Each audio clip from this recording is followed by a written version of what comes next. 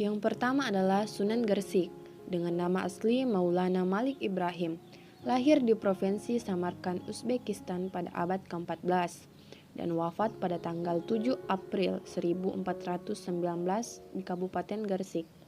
Ayahnya bernama Syekh Jumadil Kubra. Maulana Malik Ibrahim dianggap termasuk salah seorang yang pertama-tama menyebarkan agama Islam di tanah Jawa dan merupakan wali senior di antara para wali songo lainnya. Syekh Maulana Malik Ibrahim disebutkan bermukim di Champa.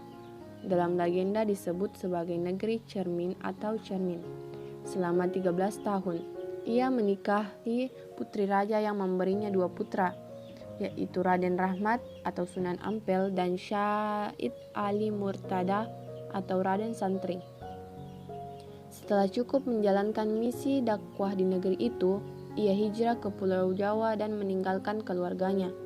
Setelah dewasa, kedua anaknya mengikuti jejaknya dan menyebarkan agama Islam di Pulau Jawa. Kedua yaitu Sunan Ampel dengan nama asli Raden Ahmad Rahmatullah atau biasa disebut dengan Raden Rahmat. Beliau lahir pada tahun 1401 di Kerajaan Champa dan wafat pada tahun 1481 pada masa Kesultanan Demak, dan beliau dimakamkan di Masjid Sunan Ampel di Surabaya. Orang tua dari Sunan Ampel sendiri yaitu Sunan Gresik dan Dewi Chandrawulan. Sunan Ampel memiliki 4 orang anak yaitu Sunan Bonang, Sunan Derajat, Siti Syariah, dan Asyikah. Beliau mendirikan pesantren di wilayah Ampel Denta yang menjadi pusat pendidikan kala itu. 2 orang muridnya yang terkenal adalah Sunan Giri dan Raden Patah. Sunan Ampel dikenal dengan istilah Moh Limo, yaitu menolak melakukan 5 hal. Yang pertama, moh ngombe yang berarti tidak minum, moh madat tidak mengkonsumsi narkoba, moh maling tidak mencuri, moh main tidak berjudi, dan moh medok yaitu tidak berzina. Yang ketiga yaitu Sunan Bonang dengan nama asli Raden Maulana Mahdum Ibrahim. Bonang sendiri adalah sebuah desa di Kabupaten Rembang. Nama Sunan Bonang diduga adalah Bong Ang, sesuai dengan nama marga Bong seperti nama ayahnya, yaitu Bong Swiho alias Sunan Ampel. Sunan Bonang lahir pada tahun 1465 di Tubang dan wafat pada tahun 1525 di Pulau Bawean. Sunan Bonang adalah anak dari hasil perkawinan Sunan Ampel dan Nyai Ageng Manila. Beliau juga menulis sebuah kitab yang berisikan tentang ilmu tasawuf yang berjudul Tahbilul Ghafilin. Kitab setebal 234 halaman ini sudah sangat populer di kalangan para santri. Sunan Bonang juga mengubah gamelan Jawa yang saat itu kental dengan estetika Hindu dengan memberikan nuansa baru. Dialah yang menjadi kreator gamelan Jawa seperti sekarang. Dengan menambahkan instrumen bonang, gubahannya ketika itu membuat nuansa zikir yang mendorong kecintaan pada kehidupan transdental yaitu alam malakut. Tembang Tombo Ati adalah salah satu karya dari Sunan Bonang. Keempat yaitu Sunan Derajat yang bernama asli Raden Kashim, kemudian mendapatkan gelar Raden Syarifuddin. Beliau lahir pada tahun 1470 Masehi dan merupakan adik dari Sunan Bonang. Ketika dewasa, Sunan Derajat mendirikan sebuah pesantren, yaitu pesantren Dalem Duwur di Desa Derajat, Paciran, Kabupaten Lamongan. Sunan Derajat merupakan anak dari Sunan Ampel dan Nyai Ageng Manila. Beliau sebagai wali penyebar Islam yang terkenal berjiwa sosial sangat memperhatikan nasib kaum fakir miskin. Ia terlebih dahulu mengusahakan kesejahteraan sosial, baru memberikan pemahaman tentang ajaran agama Islam. Motivasi lebih ditekankan pada etos kerja keras, kedermawanan untuk mengentaskan kemiskinan dan menciptakan kemakmuran.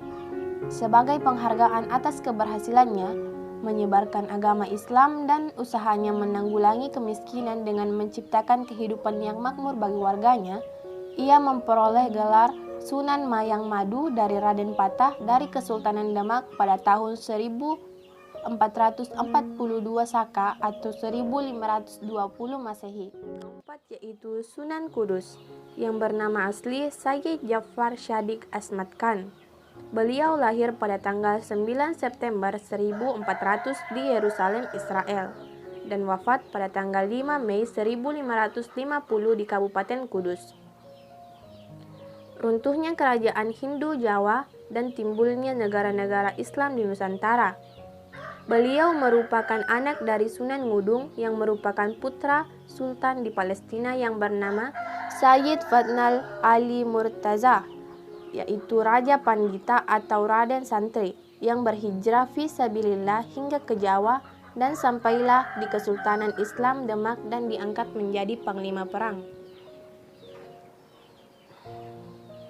Pada tahun 1530, Sunan Kudus mendirikan sebuah masjid di dekat desa Kerjasan, kota Kudus yang kini dikenal dengan nama Masjid Agung Kudus dan masih bertahan hingga sekarang. Saat ini, Masjid Agung Kudus berada di alun-alun kota Kudus, Jawa Tengah dan mendapatkan gelar Wali Al-Ilmi. Yang keenam yaitu Sunan Giri, yang bernama asli Muhammad Ainul Yakin atau Raden Paku. Beliau lahir pada tahun 1442 di Kabupaten Banyuwangi. Sunan Giri adalah nama seorang wali Songo dan pendiri kerajaan Giri Keraton yang berkedudukan di daerah Gresik, Jawa Timur. Sunan Giri membangun Giri Keraton sebagai pusat penyebaran agama Islam di Jawa yang pengaruhnya bahkan sampai ke Madura, Lombok, Kalimantan, Sulawesi, bahkan ke Maluku. Sunan Giri memiliki beberapa nama panggilan, yaitu diantaranya Raden Paku, Prabu Satmata, Sultan Abdul Fakih, Raden Ainul Yakin, dan Joko Samudro. Beliau lahir di Blambangan tahun 1442 dan dimakamkan di Desa Giri, Kebomas, Gresik. Terdapat beberapa karya seni tradisional Jawa yang sering dianggap berhubungan dengan Sunan Giri. Di antaranya adalah permainan anak-anak seperti jelungan dan cublak suang, serta beberapa gending, yaitu lagu instrumental Jawa seperti Asmaradena dan Pucung. Yang ketujuh ialah Sunan Kalijaga, yang bernama asli Raden Syahid. Beliau lahir pada tahun 1450 dan wafat pada tahun 1550. Sunan Kalijaga merupakan anak dari Raden Ahmad Sahuri, yaitu seorang adipati Tuban ke-8, dan Dewi Nawangarum, putri dari Raden Kidang Talengkas atau Abdurrahim Al-Maghribi. Sunan Kalijaga dikenal sebagai wali yang sangat lekat dengan Muslim di Pulau Jawa karena kemampuannya untuk memasukkan pengaruh Islam ke dalam tradisi dan budaya Jawa. Saat ini, makam dari Sunan Kalijaga berada di Kadilangu, Demak. Metode dakwah tersebut sangat efektif. Sebagian besar adipati di Pulau Jawa memeluk Islam melalui Sunan Kalijaga. Di antaranya adalah Adipati Pandanaran, Kartasura, Kebumen, Banyumas, serta Pajang. Dalam berdakwah, beliau mempunyai pola yang sama dengan mentor sekaligus sahabat dekatnya, yaitu Sunan Bonang. Paham keagamaan cenderung sufistik berbasis salaf, bukan sufi panteistik, yaitu pemujaan semata. Beliau juga memilih kesenian dan kebudayaan sebagai sarana untuk berdakwah. Yang kedelapan ialah Sunan Muria, yang bernama asli Raden Umar Said. Lokasi beliau berdakwah berada di Gunung Muria. Sunan Muria wafat pada tahun 1551 Masehi. Beliau dimakamkan di Bukit Gunung Muria, Kudus, Jawa Tengah. Dakwah bil hikmah. Perjalanan dakwah Sunan Muria tidaklah mudah, meskipun kehadirannya diterima oleh masyarakat.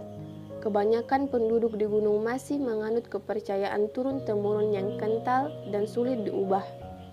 Oleh karena itu, beliau menggunakan cara-cara yang tidak memaksa, seperti mempertahankan kesenian gambaran wayang, seperti Sunan lainnya. Sunan Muria masih mempertahankan musik daerah seperti gamelan dalam mengajarkan agama Islam. Beliau tidak mengubah adat yang ada, namun justru memasukkan ajaran-ajaran Islam di dalamnya. Yang terakhir yaitu Sunan Gunung Jati, yang bernama asli Syarif Hidayatullah. Beliau lahir pada tahun 1448 di Kairo, Mesir, dan wafat pada tanggal 19 September 1568 di Keraton Kesepuhan Cirebon. Syarif Hidayatullah sampai di Cirebon pada tahun 1470 Masehi, yang kemudian dengan dukungan dari Kesultanan Demak dan Raden Walang Sungsang atau Pangeran Cakrabuana, yaitu Raja Cirebon pertama sekaligus Uwak Syarif Hidayatullah dari pihak ibu. Syarif Hidayatullah kemudian dinobatkan menjadi Raja Cirebon kedua pada tahun 1479 dengan gelar Maulana Jati. Nama Syarif Hidayatullah kemudian diabadikan menjadi nama Universitas Islam Negeri Syarif Hidayatullah di Jakarta di sekitar daerah Tangerang Selatan, Banten. Sedangkan nama Sunan Gunung Jati diabadikan menjadi nama Universitas Islam Negeri di Bandung, yaitu Universitas Islam Negeri Sunan Gunung Jati dan Korem 063 atau Sunan Gunung Jati di Cirebon.